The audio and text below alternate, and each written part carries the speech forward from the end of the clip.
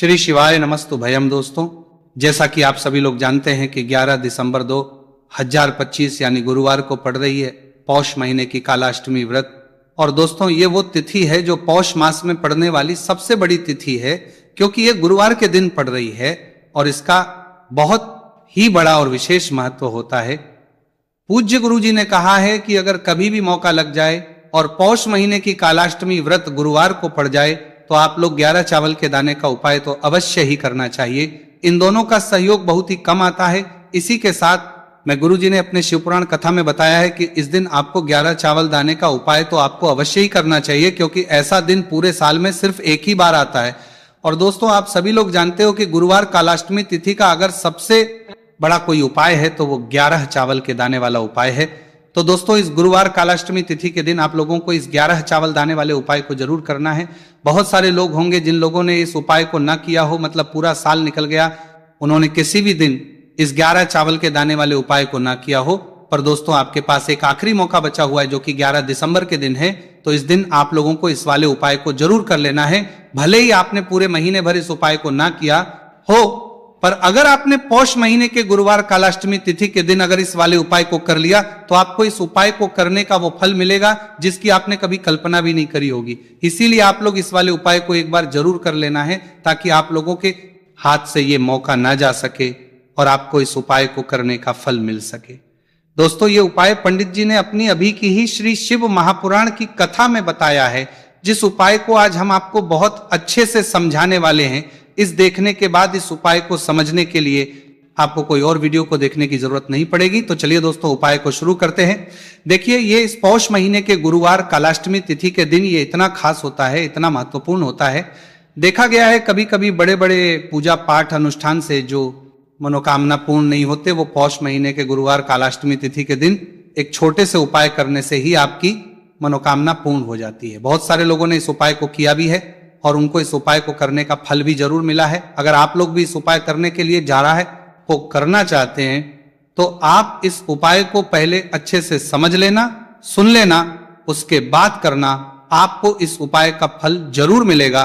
और इस उपाय को कर लेने से आपके घर में चाहे किसी भी प्रकार की दुहक और समस्या क्यों ना चल रही हो, आपको उसका कारण भी नहीं पता है कि इस उपाय को, किस उपाय के दुहक और समस्या क्यों ना चल रही हो, भाई ये समस्या किस कारण से चल रही है, उसका कुछ भी हो सकता है।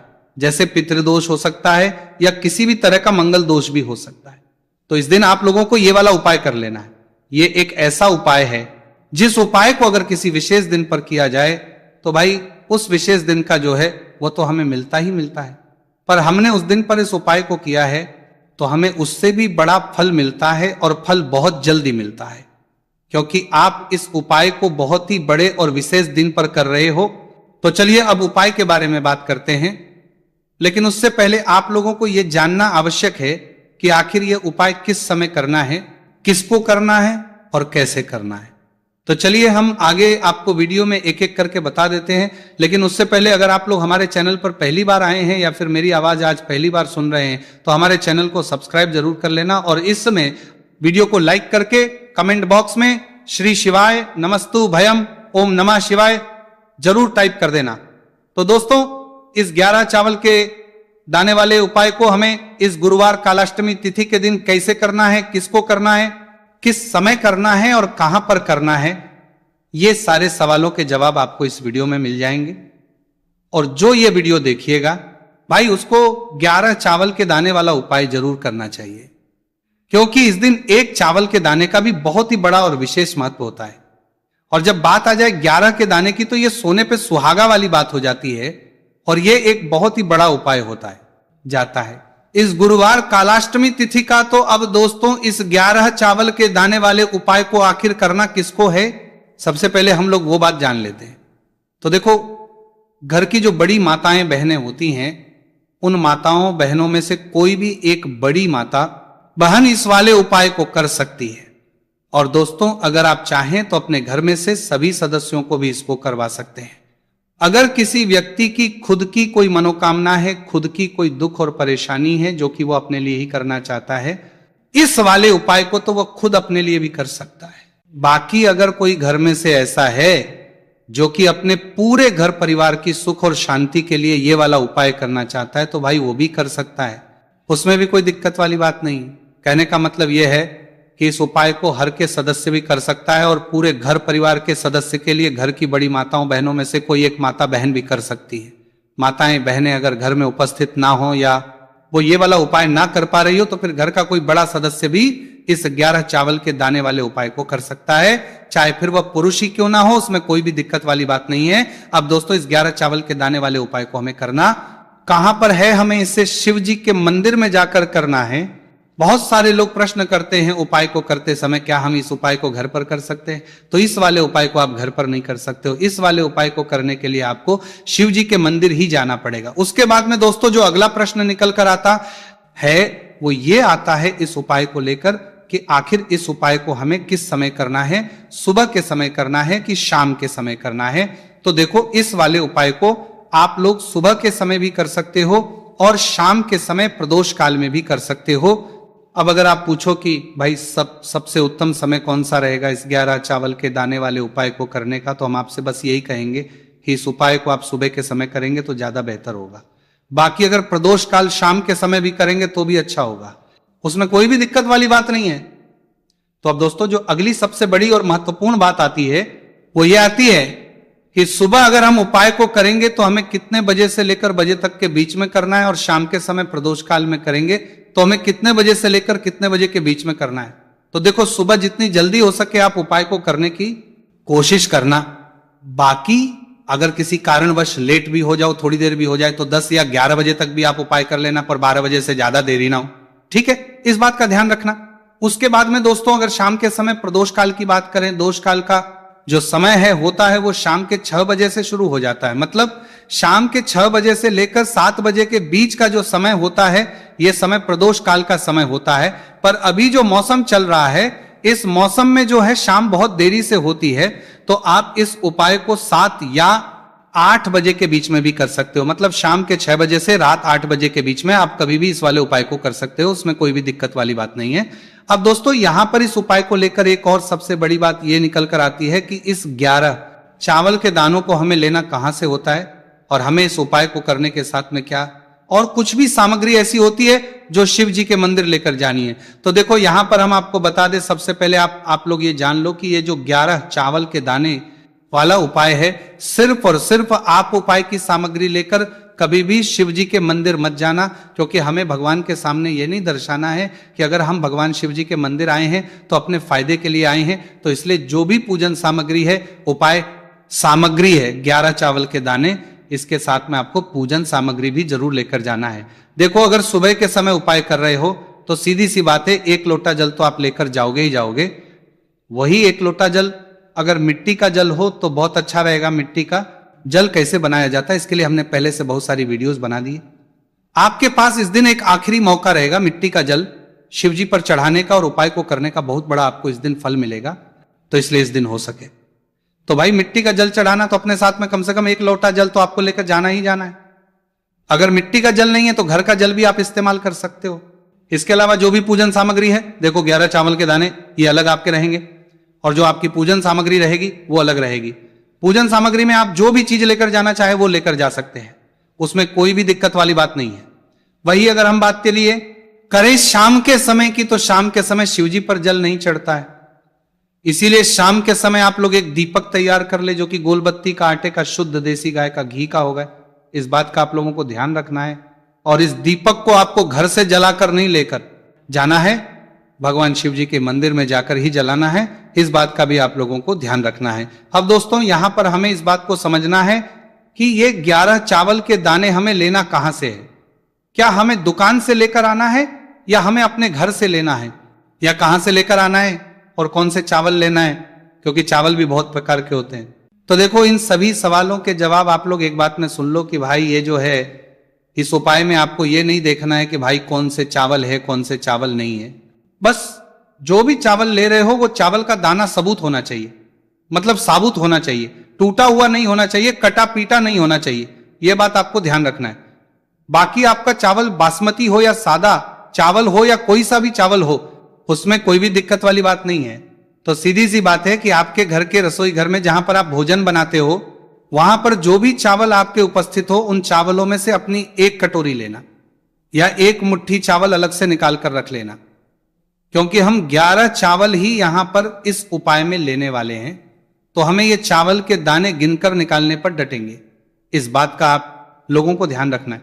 तो अपने उस चावल की कटोरी में से या चावल में से 11 ऐसे चावल के दाने आप लोग निकाल लो जो कि टूटे हुए ना हो, कटे पिटे ना हो, जिनमें कोई दाग ना लगा हुआ हो, है ना। अच्छे साबुत चावल के दाने 11 दाने आप लोग निकाल कर रख लो और इन किसी भी एक कागज की पुड़िया में या किसी एक छोटी सी कटोरी में आप लोग रख लो, ताकि यह सुरक्षित रहे, आपके एक भी चावल का दाना इधर उधर ना हो और आपका उपाय भी पूरा अच्छे से हो जाए। तो भाई जैसे ही आपका उपाय की जो सामग्री है 11 चावल के दाने ये तैयार हो जाते हैं, उसके बाद में आपको जो भी अपनी पूजन सामग्री है सुबह के समय कर रहे हो, तो एक लोटा जल या पूजन सामग्री जो लेकर जाना चाहो उसकी भी तैयारी कर लेना। और किस समय जा रहे हो तो भाई अपना जो दीपक है उसे तैयार कर लेना, ठीक है। और उपाय को करते समय शुद्धता का विशेष रूप से ध्यान रखना, ठीक है। सुबह सुबह स्नान करने के बाद ही उपाय को करने की आप लोग तैयारी करना। उसके बाद अगर शाम के समय की बात करें तो शाम के समय आपको स्नान करने की जरूरत नहीं है, पर शुद्धता का ध्यान रखना है। आपको स्नान तो नहीं करेंगे, आप हाथ मुंह धोकर भी इस वाले उपाय को शाम के समय प्रदोष काल में कर सकते हैं, इसमें कोई की बात नहीं है। तो आप अपने उपाय की पूरी सामग्री तैयार करके आपके पास ही में जो आपका शिव मंदिर हो वहां पर पहुंच जाइए। सबसे पहले शिव मंदिर में जाकर आप लोगों को उपाय नहीं करना है, पहले भगवान के दर्शन करना है, भगवान से आशीर्वाद प्राप्त करना है, फिर शिव जी की शिवलिंग के पास में आना है। शिवलिंग के पास में आने के बाद आप जो पूजन सामग्री लेकर आए हुए हैं, जैसे कि सुबह गए हुए होंगे तो एक लोटा जल और जो भी पूजन लेकर आए हैं आप उनसे भगवान शिव जी की पूजन कीजिए। सबसे पहले तो एक लोटा जल ही चढ़ेगा, उसके बाद में आपकी पूजन सामग्री चढ़ेगी। उसके बाद में अगर दोस्तों शाम के समय अगर आप इस उपाय को कर रहे हो तो अपने साथ में कम से कम एक जो दीपक है, गोल बाती का जो आप अपने साथ में लेकर गए हो, उस दीपक को मंदिर में जाकर अपनी माचिस से जलाना और उस दीपक को शिवलिंग के पास में रखना है, ठीक है। इस दीपक को के बाद ही आप लोगों को अपना ये वाला उपाय शुरू करना है। और दीपक को ज्यादा पास में मत रखना, वैसे भी गर्मी पड़ रही है, भगवान शिव जी को आंच नहीं लगनी चाहिए, है ना। तो भाई जैसे ही आपकी पूजा अर्चना हो जाती है, आप भगवान शिव जी को प्रसन्न करना है, लेते हैं। उसके बाद में शिवलिंग के पास ही में आप कहीं पर बैठ जाइए, सामने या आसपास जिस जगह पर आपको बैठना हो वहां पर बैठ जाइए और अपने वो 11 चावल के दाने अपने सामने निकाल कर रख लीजिए, क्योंकि अब यहाँ पर करने की आपको तैयारी करना है। और इस तरीके से जब आप उपाय करेंगे, पूजन सामग्री करने के बाद, पूजन अर्चना करने के बाद, तो आपको उपाय का फल बहुत जल्दी और बहुत बड़ा होकर मिलेगा। तो अपने 11 चावल के दाने अपने सामने निकाल कर रख लेना। और ये जो उपाय है ये आपकी सीधे हाथ की हथेली से होगा, इसलिए इस बात का भी विशेष रूप से ध्यान रखना है। तो सीधे हाथ की हथेली का प्रयोग करके ही आप लोग अपना इस वाले उपाय को करना। अपने सामने जो भी आपकी कागज की पुड्डियां हैं उसको रख लो, या कटोरी है तो भाई उसे अपने सामने रख लो और अपने वो 11 चावल के दाने निकाल लो, ठीक है। उसके बाद में दोस्तों अब आपको क्या करना है कि शिवलिंग आपके सामने होगी, तो आपने वो 11 चावल के दाने एक एक करके आपको शिव जी के शिवलिंग के ऊपर चढ़ाना है। कहां पर चढ़ाना है? शिवलिंग के ऊपर चढ़ाना है और कहीं पर भी नहीं चढ़ाना है। आपको अपने हथेली से शिवलिंग के ऊपर चढ़ना है, भले ही फिर वो अपने आप जलाधारी पर गिर जाए या मतलब वहीं पर गिर जाए, उसमें कोई दिक्कत वाली बात नहीं है, पर आप चढ़ाओ शिवलिंग के ऊपर ही। तो आपको क्या करना है, अपना पहला चावल उठाना है, श्री शिवाय नमस्तु भयम बोलना है और शिवलिंग पर चढ़ा देना है। इसी तरीके से दूसरा चावल का दाना उठा है, शिवलिंग पर चढ़ाना है और मंत्र बोल देना है, और फिर तीसरा चावल का दाना उठाना है, श्री शिवाय नमस्तु भयम बोलना है और चढ़ा देना है। इसी प्रकार से आपको पूरे 11 चावल के दाने एक एक करके शिवजी के शिवलिंग के ऊपर चढ़ाना है और भगवान से प्रार्थना करते जाना है। मतलब प्रार्थना तो आपको आखिरी में करना है, पर हर एक के दाने को चढ़ाते समय श्री शिवाय नमस्तु भयम जरूर बोलना है। उसके बाद ही में ये चावल का दाना शिवलिंग के ऊपर आपको चढ़ाना है। जैसे ही आपके 11 चावल के दाने शिवलिंग के ऊपर जाते हैं, तो भाई उसके बाद में आपको क्या करना है, भगवान से अपनी मनोकामना बोलना है। मनोकामना भी कब बोलना है? जब आपका 11 चावल का दाना आपके सीधे हाथ की हथेली में हो और आप उसे चढ़ाने के लिए जा रहे हो। श्री शिवाय नमस्तु भयम बोलकर उस आखिरी चावल के को शिवलिंग के ऊपर चढ़ा देना और भगवान से फिर अपनी वह मनोकामना बोल देना। जिस मनोकामना के लिए आप लोग अपना ये वाला उपाय कर रहे हो, जिस भी दुख और परेशानी के लिए आप लोग अपना ये वाला उपाय कर रहे हो, उसके बाद में जैसे ही आप अपनी मनोकामना बोल देते हो, आपका यह वाला उपाय पूरा हो जाता है। पर दोस्तों, उपाय को करने के बाद आप लोगों को 2 मिनट भगवान शिव जी के मंत्र का जाप जरूर करना है, और मंत्र का जाप करने के बाद भगवान एक और बार प्रार्थना करना है अपनी मनोकामना के लिए, या अपनी जो भी दुख और परेशानी है उसके लिए। इसके बाद में आप लोग भगवान को देखकर, भगवान से प्रार्थना करके, उनसे आशीर्वाद लेकर वहां से उठ सकते हैं और अपने घर पर जा सकते हैं। बस दोस्तों, यहां पर यह वाला उपाय पूरा हो जाता है। इस तरीके से जो भी व्यक्ति छोटी छोटी चीजों का ध्यान रखते हुए इस 11 चावल के दाने वाले उपाय को करेगा, निश्चित सी बात उसे उसकी मनोकामना जल्द ही पूर्ण होगी, और जो भी दुख और परेशानी है वो भी बहुत ही जल्दी दूर होंगे। और दोस्तों, अगर आपको हमारी ये वीडियो पसंद आई हो तो हमारे इस वीडियो को लाइक और चैनल को सब्सक्राइब जरूर करें। हर हर महादेव। ओम नमः शिवाय।